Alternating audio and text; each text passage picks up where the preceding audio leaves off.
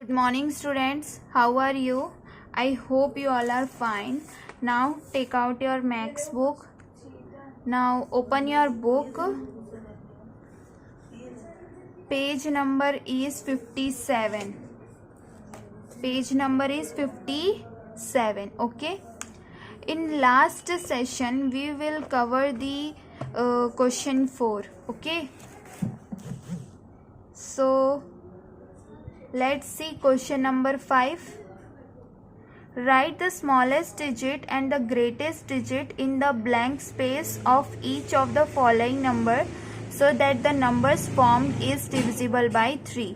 हमें smallest digit and the greatest digit इस blank में भरना है, ठीक है, और वो नंबर जो divisible by 3 है वो नंबर करना है. So कौन सा नंबर divisible by 3 हो सकता है स्टूडेंट्स?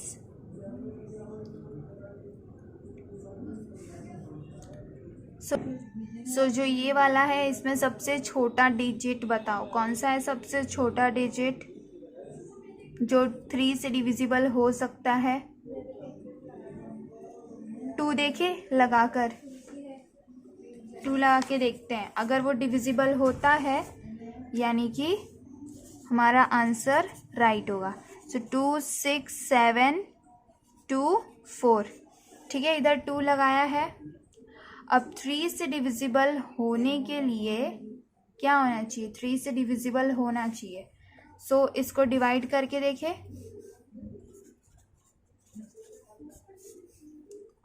3 से 3 8 are 24. Now 2 7 3 9 are 27 and 3 8 are 24 यानी कि इट इज डिविजिबल बाय 3. सो हमारा सबसे स्मॉलेस्ट नंबर मिल गया है 2. ओके, ए का.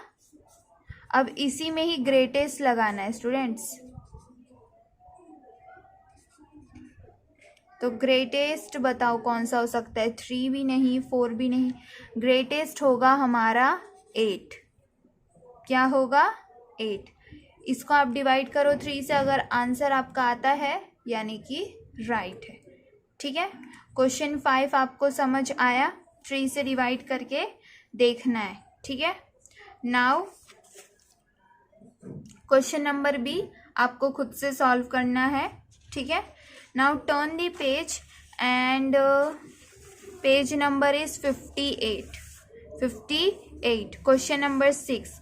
Write a digit in the blank space of each of the following numbers so that the number formed is divisibility by 11.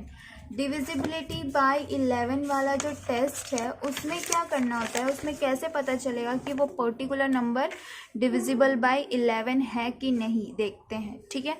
अब जैसे कि इधर ए दिया है नंबर 92-389. उससे पहले आप देख लो कि डिविजिबिलिटी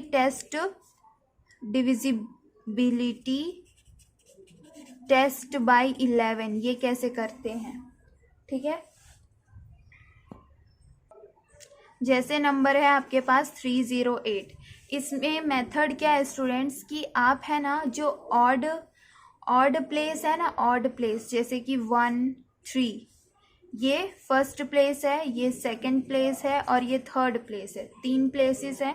तो इसमें से जो ऑड प्लेसेस है जैसे कि 1 3 ऑड प्लेसेस है, तो इन दोनों को क्या करने का है? ऐड करना है. ऑड प्लेसेस को ऐड करना है. ऑड प्लेसेस कितना आया? 11. देन उसके बाद जो इवन प्लेसेस पे नंबर है उसके साथ माइनस करना है. माइनस करने के बाद जो आंसर आता है अगर वो नंबर डिविजिबल बाय 11 है तो यानी कि आंसर आपका करेक्ट है, ठीक है. समझ आया आपको? नाउ तो इसमें कौन सा नंबर लगाएंगे जो डिविजिबल बाय 11 होगा? 0 लगाएंगे, ठीक है. और जो दूसरा वाला है उसमें क्या लगाएंगे? अब इसमें 0 लगाते हैं. देखो 11 से डिवाइड करते. 11 8 are 88. 4. नाउ 8 में से 8 गया तो 0. नाउ 0 नीचे. 11 3 are 33. Okay. Now 7 and 3 0, now 7 3 नीचे, ऐसे करके आप चेक कर सकते हो। ठीक है स्टूडेंट्स, चेक करने के बाद रिमाइंडर आपका 0 आता है, यानी कि आपका जो आपने जो नंबर लिया है वो करेक्ट है। ठीक है,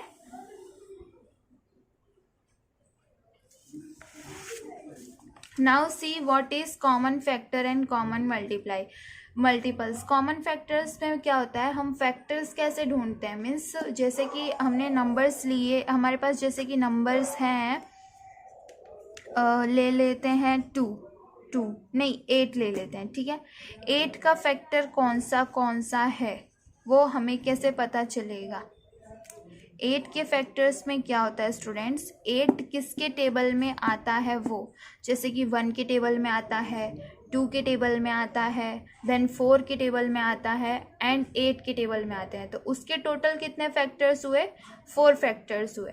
और मल्टीपल्स मतलब क्या होता है, मल्टीपल्स मीन्स 8 का मल्टीपल क्या है, जैसे कि 8 1 8, 8 2 16 is the multiple, then 8 3s are 24 is our multiple, then 8 5s are 40। ये सब क्या है, हमारे मल्टीपल्स है। फैक्टर्स और मल्टीपल्स में यही डिफरेंस है। ठीक है स्टूडेंट्स, जो कॉमन फैक्टर्स मतलब क्या होता है कि आपको है ना फैक्टर्स ढूंढने हैं, देन उसके बाद जो पर्टिकुलर नंबर्स दिए होंगे उनमें से कौन सा कॉमन निकल रहा है, दोनों में कौन सा सेम आ रहा है। तो अगर जो नंबर सेम आ रहा है यानी कि वो नंबर है हमारा कॉमन फैक्टर। क्या है वो, कॉमन फैक्टर। ऐसे मल्टीपल्स में भी है, अगर आप मल्टीपल्स लिख रहे हो तो दोनों में कौन सा मल्टीपल सेम आ रहा है, जो भी मल्टीपल सेम आ रहा है वो है हमारा आंसर। ठीक है, समझ आया स्टूडेंट्स, नहीं समझ आया तो आप एक्सरसाइज देखो, सब समझ आ जाएगा। एक्सरसाइज 3.4, एक्सरसाइज 3.4 में question number 1, find the common factor of 20 and 28। 20 and 28, इसका हमें क्या ढूंढना है, फैक्टर ढूंढना है। ठीक है, तो 20 का फैक्टर कौन सा है, 20 किस किस के टेबल में आता है, 1 के टेबल में आता है, देन 2 10s are 20, 3 के टेबल में आता है 20, नहीं 4 के टेबल में आता है, कितने टाइम्स आता है, 5 टाइम्स आता है, यानी कि 4 5s are 20। नाउ और किसके टेबल में आता है, 10 भी हो गया है, 10 2s are 20, और अब आता है 20, मीन्स ये दो तो होने ही चाहिए, 1 और 20 तो होने ही चाहिए, क्योंकि 20, ठीक है, कोई भी अगर फैक्टर लिखते हो तो उसमें 1 और जो पर्टिकुलर नंबर होता है वो दैट नंबर इटसेल्फ। ओके, सो जैसे कि 28 है तो पहले 1 देन 28। ओके, तो ये दो एक फैक्टर हो गए। नाउ उसके बाद 28 और किसके टेबल में आता है, 2 के टेबल में आता है, कितने टाइम्स आता है, 14 टाइम्स आता है। नाउ 3 के टेबल में 28 आता है, नो। 4 के टेबल में आता है, यस 7 टाइम्स आता है। नाउ 5 के टेबल में, नो। 6 के टेबल में, नो। 7 के टेबल में हो गया, 8 के टेबल में, नो। 9 के टेबल में, नो। 10 के टेबल में भी नहीं।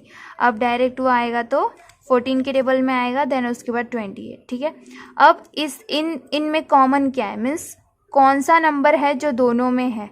एक तो 1 है, दोनों में है, ठीक है, देन 2 भी दोनों में है, ठीक है, और कौन सा नंबर है जो कॉमन आ रहा है, 4 भी कॉमन आ रहा है।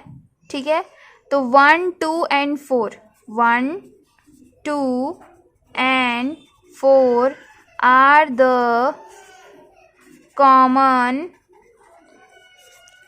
factor of 20 and 28. Okay students, this is our final answer. अब आपको समझ आया common factor. Now see question number 2। Question number 2 भी वही है, find the common factors of. ये 3 नंबर दिए हैं, इसका मतलब कुछ कंफ्यूज नहीं होना है आपको। पहले 4 का फैक्टर लिखना है, 8 का फैक्टर लिखना है, देन 12 का फैक्टर लिखना है। उन तीनों में जो कॉमन वाला होगा वो वाला आपको आंसर में लिखना है। ठीक है स्टूडेंट्स, क्वेश्चन नंबर 2। ठीक है, अब क्वेश्चन नंबर 3 देखते हैं। The question number 3, find first 3 multiples of common first 3 common multiples of, तो हमें फर्स्ट 3 कॉमन मल्टीपल्स ढूंढने हैं, ठीक है। तो ए में क्या दिया है स्टूडेंट्स, क्वेश्चन 3 के नंबर है 6 and 8, ठीक है। 6 and 8 नंबर है और हमें पहले 3 कॉमन मल्टीपल्स ढूंढना है। तो 6 का टेबल लिख देते हैं पूरा 10 तक। 6 1 ज़ा 6, 6 2 ज़ा 12, 6 3 ज़ा 18, 6 4 ज़ा 24, 6 5 ज़ा 30, 6 6 ज़ा 36, 6 7 ज़ा 42, 6 8 ज़ा 48, now 50, 54, now 60। अब 8 का टेबल लिख लेते हैं। 8 1 ज़ा 8, 8 2 ज़ा 16, 8 3 ज़ा 24, 8 4 ज़ा 32, 8 5 ज़ा 40, 8 6 ज़ा 48, 8 7 ज़ा 56, 8 8 ज़ा 64, 8 9 ज़ा 72, 8 10 ज़ा 80। ओके, ये है हमारे टेबल। अब इसमें कॉमन मल्टीपल ढूंढने की कोशिश करते हैं। तो कॉमन मल्टीपल आपको कुछ ऐसा दिख रहा है, सी स्टूडेंट्स 24, 24,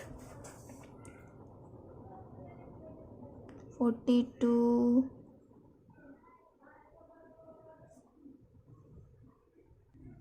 और कौन सा हो सकता है, 48,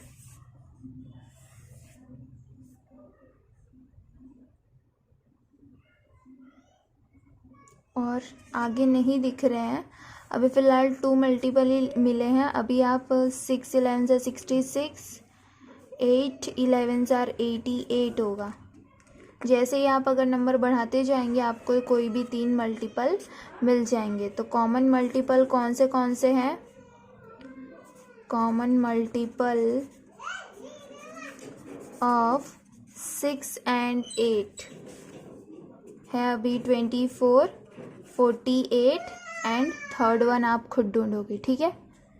समझ आया students. Question 3A, right all the numbers less than 100 which are common multiples of 3 and 4। हमें 3 and 4 के कॉमन मल्टीपल्स ढूंढने हैं अप टू 100 तक के, ठीक है। लेस देन 100 होने चाहिए। नाउ इसमें ये है, ठीक है स्टूडेंट, समझ आया आपको। मीन्स 3 और 4 दोनों के टेबल में आनी चाहिए। एटलीस्ट नंबर्स हमारे 10 पे ख़त्म होते हैं, है ना। 3 के टेबल लिख देना, 4 के टेबल लिख देना। वो सारे नंबर 100 से छोटे होने चाहिए। जैसे कि 4 11 ज़ार 44, 3 11 ज़ार 33, देन 4 12 ज़ार 48, देन 4 13 ज़ार कितना होता है, ऐसा। समझ आया आपको। Now which of the following numbers are coprime. ये वाला क्वेश्चन 5, क्वेश्चन 6, क्वेश्चन 7 मैं आपको नेक्स्ट लेक्चर में एक्सप्लेन करूँगी, ठीक है। सो आज के लिए है आपका homework exercise 3.4 question 1, question 2, question 3 and question 4 in CW।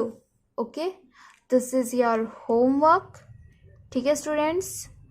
so take care, bye bye, thank you।